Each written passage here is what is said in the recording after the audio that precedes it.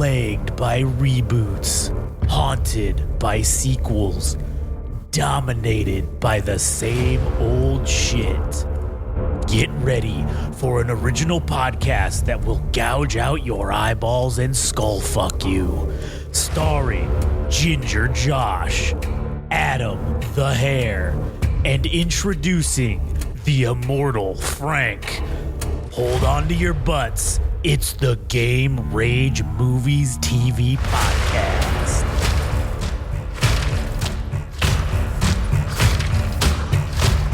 Oh, yeah. Welcome back to another episode of Game Rage Movies and TV. My name's Josh. I'm here today with good buddy Adam. I'm here today with good buddy Adam. And today we're going to be talking about Severance season finale, episode number 9. But before we get into it... We've been putting this shit off for a minute. Yeah, we have. But we're finally doing it. So if you want to get into it, or you want to... Before we get into it, though, we're going to talk about where you can go to help support us. And you can go to Game Rage Magazine on YouTube, where you can like, comment, and especially subscribe. We only need 19 subscribers. So just click the button. It's real fucking easy, all right? It's simple. Also, if you want to follow us on social media, at Game Rage Magazine on Twitter, or at Game Rage Magazine on Instagram and TikTok, at Game Rage Mag, Twitter/X. You can follow Adam at All Gas No Trash Official on Instagram, and go check out the All Gas No Trash podcast. It's about music and good stuff. Also, if you like anime and manga, you can go check out Anime Syndicate and follow Frank at anime_syndicate_podcast on Instagram. All right. Season finale, The We Are, episode number 9. Contrasting from the previous episode named The You That You Are. Yeah, basically, yeah, the you that you are. We get essentially Mark's... at the end of the last episode, Dylan activates that overtime contingency deal and activates all three of them. All three of them. Mark, Helly, and Irving, all in their own personal lives, not severed. It's interesting to see what rules apply for their memories and what they can do.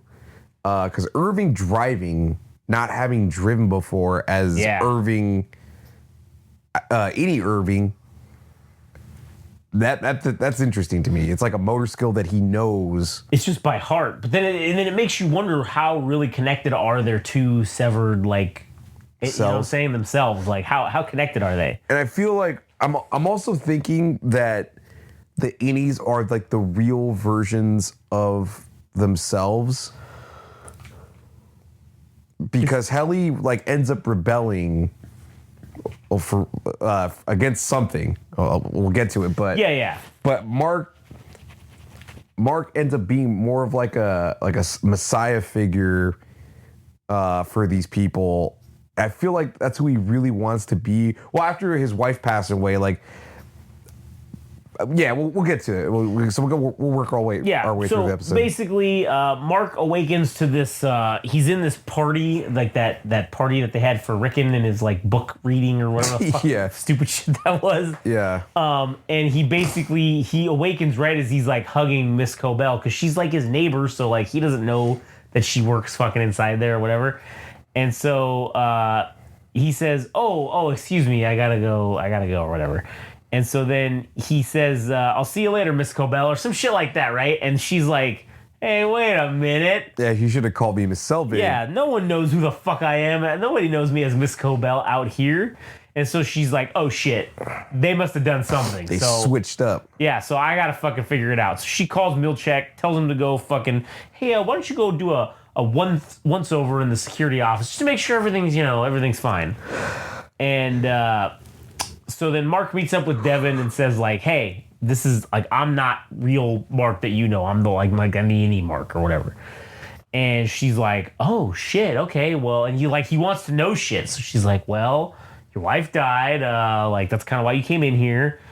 And she tells him, oh, Miss Selvig, well, that's like, that's like your boss or whatever, I guess. Like, because he's like, wait a minute, like I know her as Miss Selvig, and she's like, or I know her as Miss Cobell, and she's like, oh, she's Miss Selvig, and he's like, oh, she's my boss, and then she's like, oh shit, like. But she's also been the nursing thing or whatever for Devin or whatever. She's like, She's like, this is fucking interesting.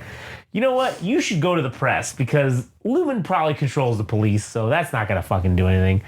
And then we go to Irving, who wakes up in his apartment, or he wakes up and like he's driving or whatever, like you said, and that was one of the things they're talking about. Oh, you could be driving, you could be doing whatever, and like you might not know how to do it, so you just gotta like be cool.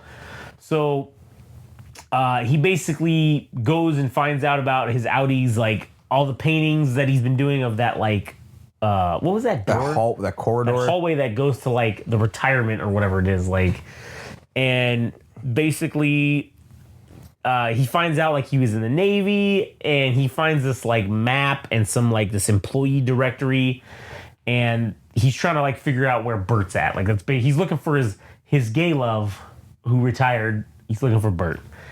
And so we get Helly waking up at this Lumen gala where she figures out that she is somebody, all right? She's Helena Agan, daughter of the Lumen CEO, Jamie Agan. And she basically did the severance to gain public support for it. Like, in reality, I think she was told to do this because she was the rebellious daughter. So it's like, oh, if we can bring in the daughter who's like the rebellious one, and she's going around saying, severance changed my life. It made me fucking so much better.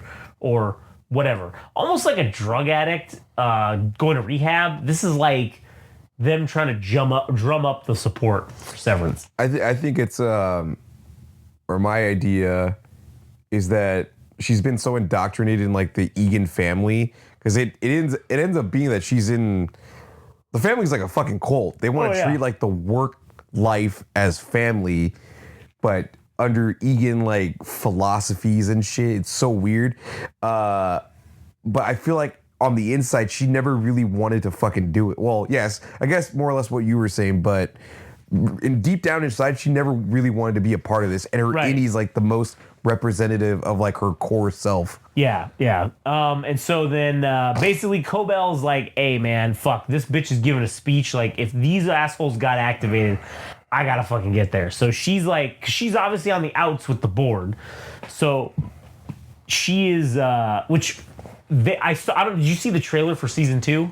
I saw pieces of it was like this quick trailer, and there's a sequence where she's in like this giant boardroom, essentially kind of telegraphing that, oh, maybe she like gets back in, right? Like, this is what it seems like because of this she cleaned up this mess or whatever, or attempted to, and stopped it from being, more horrific for Lumen than it could have been. So then Milchek gets to the office, and Dylan has all this shit, like, he's got this like belt or whatever. I don't know. He has some fucking dumb bullshit that he had like holding the door locked. And so basically, we while this is all happening, we get Helly going on stage to give this speech. It's supposed to be a pro severance speech, right? And then she basically just goes into, we're all fucking slaves. This is the most horrific shit ever. This is fucking slavery, and we all fucking hate it, and we're miserable, and it's fucking horrific, right? Yeah, and there was a situation before that where she talks to her father. Oh yeah, that's right. In the bathroom, and then he makes like this weird comment. He's like, "Well, everybody's gonna be part of Lumen or whatever, or like the Egan family, because everybody's gonna be severed at some point. If this bill goes through, everybody's gonna be in this fucking cult." Yeah, basically. And so we get that where she fucking is saying this shit's all fucking horrible. And we get Bert or Irving getting to Bert's house, and he sees him in, like, he's already like in another, relationship. And he's like, fuck, man, like, he'll never be able to have that relationship unless Bert becomes Bert from severed Bert, basically, right? Like, that's the only way you get to have that. And I don't know. I feel like it's gonna be, how like in that, you ever watch Westworld, that fucking show? No. Well, it's like, I know of it. They're like the robots and shit, and it's like you don't know who's real and who's not. That's what this is gonna probably end up becoming. Oh, you don't know who's actually severed and like who's not severed. You know what I'm saying at the end of it? Yeah, but Bert being gay, and to start with, and then that also bleeding into his any life. Yeah. That is strange in itself because it's like we're trying to find out what the rules are of like how much of the any person is bleeding into the real life person and vice versa. Yeah, and then we get obviously Irving is like he's like alone in like a single guy or whatever. Obviously, maybe implying that maybe in deep down he really is gay. Therefore, like, you know, was he part of the Navy, which is kind of funny. Also gay. So, yeah, you know, like also sus. I mean, that's a little sus. So then, basically, Mark sees this photo and he's like, "Oh, that's Miss Casey. Oh shit, that's my wife. Like, what the fuck?" And so he has like the photo and like there's this sequence of like Milchek gonna take out Dylan to fucking drop the thing, and then he's like holding up this like picture of her, and he just basically yells to Devin like, "She's alive," and then like that's it. That's where the episode fucking basically ends. Which is crazy because he's already starting something up with Helly because they kissed in the previous episode. Yeah. And now he's finding out that his wife's alive. So that's going to cause some problems. I mean, I think that's going to cause some kind of issue. It's got to. I mean, what... Also, it does lead me to more questions of like, how the fuck is this bitch alive? Is this cloning? Is it they faked your death to make you completely severed? Is it that you were on death's door and maybe like you were an organ donor and they were like, oh, you know what? Organ donor, let's take the whole body. Oh, she was technically dead, so like we brought her back to life, and now, you know, cool. Now you're severed just permanently. Yeah, I'm starting to wonder if the end game is going to be that each person gets to be their own person. So any Mark gets to be, if there are clones that exist, because even the intro to the show shows that there's tens of millions of like copies of the same person. So I don't know if that's actually true or not, but I'm thinking maybe at the end of this series, everybody will get to choose if they want to be their own person. Like any Mark will talk with Audi Mark and be like, I want to be my own person. Yeah. All right, let's install you in another person. And maybe it's identical to Mark. Live, but you live, or maybe they even have like segregated societies of innies and Audis. Damn, man, that would be fucking crazy. Yeah, but I don't fucking know. Yeah, I think the more realistic route is that Mark already was down on his life, that he might kill himself, and he might let any Mark take over. Yeah, because he was already kind of like suicidal. He's like, no, I'll let you pilot my body. Like, I don't want to live anymore. Any Mark, you take over. Especially if like he meets his wife as Audi Mark, and she's only severed. She's only severed. It's just Miss Casey instead of Gemma. He might be like, you know what? Fuck it, man. It's not worth it. It's not. I can't. Like, she's dead. I'm just gonna be. This is how he's gonna kill himself. That's probably how it'll end, right? So, anyways, I guess we'll find out in season 2. I guess we'll find out in season 2, which is coming out in January. First episode, January 17th, 2025. So, in the meantime, obviously, since we're done with Severance until season 2 comes out in January, we're going to be reviewing right now. We're going to be doing The Penguin. And then I don't know if there will be something in between the Penguin, if there's going to need to be something in between the Penguin, probably. But I don't know. We'll fucking figure it out. Yeah. If not, whatever. It is what it is. Yep. Anyways, all right. That'll be the end of the episode. You got anything else to add? All right. Well, if you want to follow us on Instagram and TikTok, Game Rage Magazine. Oh, follow us on YouTube where you can like, comment, and subscribe. Also at Game Rage Magazine. Game Rage Mag on Twitter/X. Follow Adam at All Gas No Trash Official. And that'll do it for us. We'll catch you guys on the next one. Oh, hey there, buddy. It's me, 1930s announcer guy. Here to congratulate you on making it through this episode.